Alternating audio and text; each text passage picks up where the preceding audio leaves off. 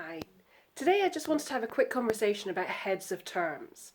Heads of terms are the document that I capture information on when I'm having a conversation with an owner of a property about whether I might be lease optioning it, whereas there's a clause to buy in the future, but terms to rent it off them in between. Whether it's rent to rent, where I don't intend to own it, but at the same time I will be managing and tenanting out the property, or whether commercial. So for those documents, for those occasions, I have 3 separate documents that are similar, but they capture different bits of information. Now, the purpose of a heads of terms is to make sure that you do capture the information that you're going to pass on to your lawyer, for the lawyer then to create the full agreement. And for me, that has to be quite comprehensive because your lawyer is not going to have been the one that's been looking around the property. It's going to be you that's looking around the property. So you may need to make sure you give the right level of detail to make sure that the right agreement is raised.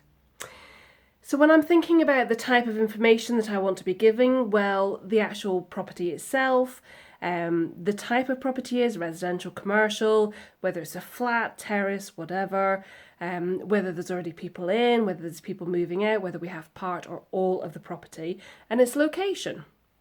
Those are great things to capture to begin with. Who owns the property? So the person that you're dealing with, now that person may not then be the actual owner, so that's a great way that you can look up in the land registry to check that you are talking to the right people to get the right agreements in the first case. So then there's the state of the property that you're taking it on in, and also what you're allowed to change, and the limits of that level of change. So changing things like the decor, so can you paint throughout? Are you also in residential allowed to change kitchens and bathrooms, for example? Are you allowed to put in replacement in the same place? Are you actually allowed to reconfigure? If you have a stud wall that you want to change, or stud walls you want to put in to alter the number of rooms or alter the size or layout of the property, what are you allowed to do? And a stud wall, obviously, that's non-structural will be different to actually if you wanted to knock down an entire wall. You know, there's levels and costs that you wish or do not wish to incur dependent on the size of the building. So what are you allowed to alter? What's also included and what's not included? Are there any service charges if it's commercial or a flat or something where actually you might be also liable to other costs within the building? You need to know that actually it's necessary for the property that you're actually getting. So you're not, for example, in a commercial building taking in the ground floor separate entrance and being expected to pay a service charge on the general entrance and staircase that nobody will actually use coming to your property. Insurances you need to know about. So what are you insuring for? What is the current owner insuring for?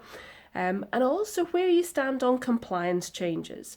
So for example, in residential properties, we're all aiming for them to be E or above in terms of energy efficiency. But what if the government changes and says that level has to change, which might require whole new roofs, whole new window systems, whole new door systems? Who might be liable for those? Always good to have a conversation on that. So then, how long are you going to have the property for? And actually, if you're doing a lease option and you've got an agreement to purchase at the end, making sure that you capture the right number. So you might have a break option, you might do a rent-to-rent or a lease option for 5 years, 10 years, but have a break after 2 years, for example, that's relevant to both sides.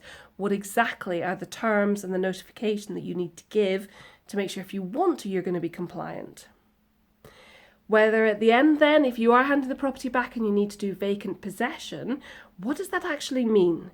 So in a commercial building, that might be down to the paperclip on the floor that you might have accidentally dropped.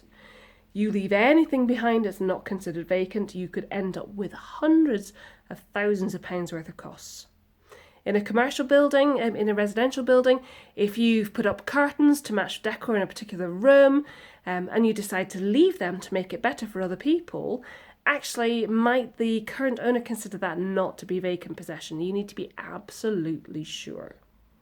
So, long and short, depends on the conversation you're having about whether you're rent-to-renting, whether you're doing a lease option, whether it's residential, whether it's commercial. Have the right document and capture enough information so that your lawyer can get a very good picture of what you're actually doing and give you sound advice when pulling together your terms. Heads of terms, great document to have, just make yours right.